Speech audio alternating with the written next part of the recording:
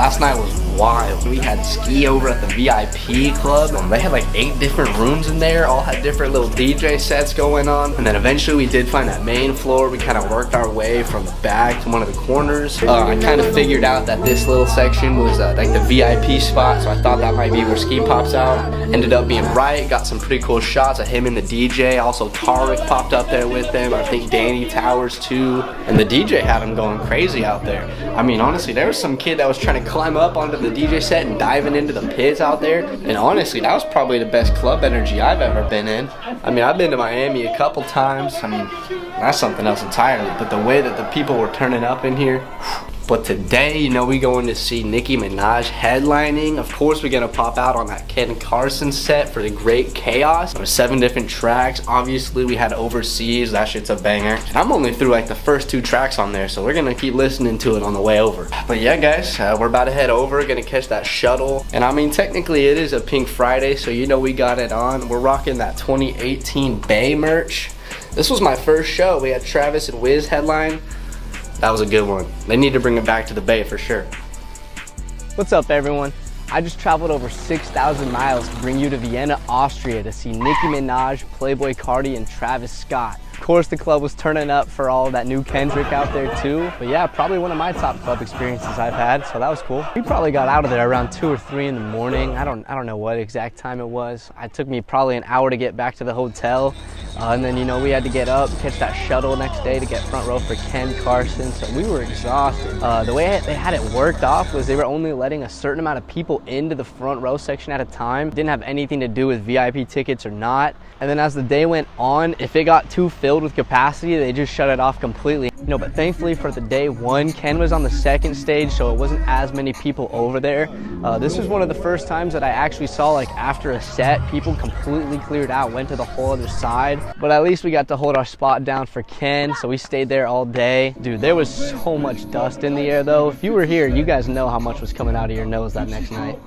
And man, did y'all have it turning up for Sofego. He was one of the first sets in the day too, early on, and y'all were opening the pits up for him. I saw so much dust in the air, so that was really cool to experience. You know, I was glad to get hyped for him.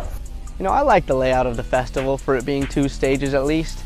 They had a couple different attractions. I think there was 3 different rides. I don't know, Rolling Loud, you got some explaining to do on this one. I don't know what these were doing here. There's actually quite a few different lounges over there too. We had the Punks Lounge, it was pretty small, but it was cool. You had the regular VIP section too. They had a little special entrance, walkway up to the front. Then there was also the Snipes Lounge. Everyone was turning up over there. They had their own DJ. Pretty much every time between sets, people would just migrate over there and just start having their own little party. So that was kind of cool to watch. And it was pretty hot out there. It wasn't as bad as Portugal, but I was feeling it. You know, I usually have like a towel or something I bring to keep wet and keep over me. I didn't do that this time. And yeah, by the time I got to Ken's set, I was struggling. I was getting pretty hot. And then that kind of rolled over into the next day too with Carti. And that's kind of why I didn't end up having enough energy for Travis. Just hate to admit it, but I think Sebastian might be right. I think I am hitting Unk status. I think this was my 14th festival I've been to, so you know, I've been to a lot of good shows, and I ain't gonna stop, that's for sure. And yeah, the reason I wasn't able to get all the way front row for Carti's set was, like I was saying, I wasn't getting much sleep. And so by the time I got to the shuttles, the line was huge for that. And so I waited probably an hour in line and I didn't move at all. And then they were only doing 1 group at a time, and there was 8 different groups. And so it just was taking so long, and I got skipped on a group. So I ended up just calling an Uber, paid like 70 euros for that, so that sucked. I was saying how the front row access only had certain times you could go in. I got red lighted for so long, and it took forever for them to finally open it up. So once we got in there, it was just a mission getting all the way up there. And we actually were pretty close at one point. We were about at the corner of where the catwalk was, but the way the crowd pushing and surge was going, we literally just got moved all the way to the back. And it was terrible. It wasn't even enjoyable. I couldn't even see him. So that's why I ended up making my way into the mosh pit to get a better view for you guys too. And if you guys watched that full set, you definitely saw the guy in ketamine where he tried to choke me out. I don't know what that was about. I literally was just standing there trying to get my view in, and all of a sudden I feel some guy's arm around me, and I turn around and I saw the look in his eyes, and you know, I know what that meant. So I started throwing hands. Thankfully I had my phone in my hand, and you know, they're all like 1 HP hits. You know, no one can do any real damage when you're that close, so you're just hitting little taps on each other. but I wasn't gonna let him ruin the whole set, so I turned around and got right back to it.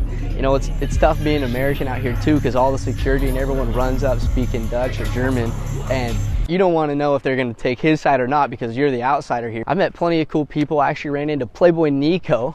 He was one of the people that put an entry in for the ticket giveaway, so that was cool. And yeah, it's pure chaos trying to get out of there, man. I was seeing people get hurt. People were breaking down the gates, just running through people.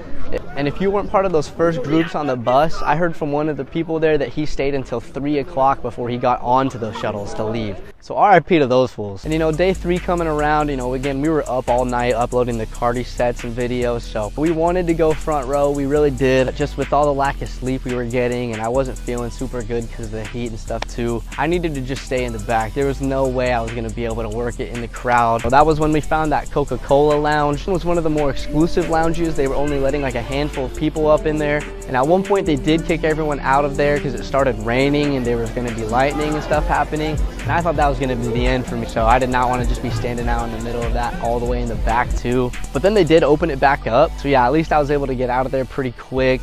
If you were there any of these 3 days, you know this phrase is sealed into your head. No rush, no running.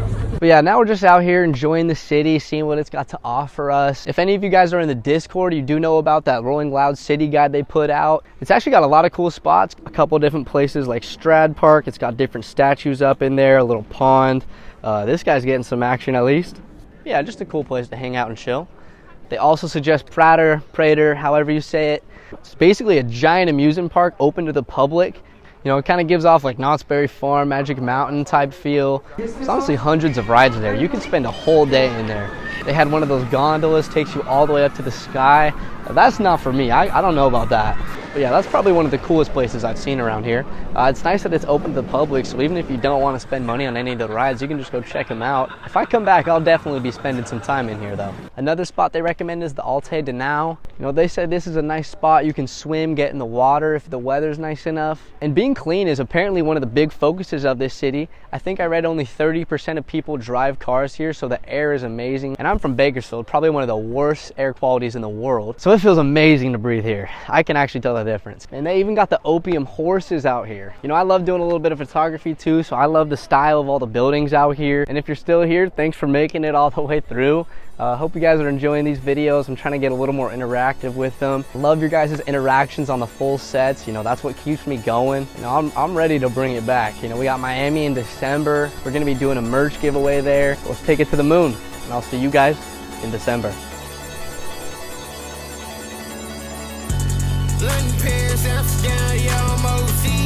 She on some my soul like me, yeah, she on her knees. Inhale, exhale, yeah. Breathe, 12 HP, what's that smell, yeah.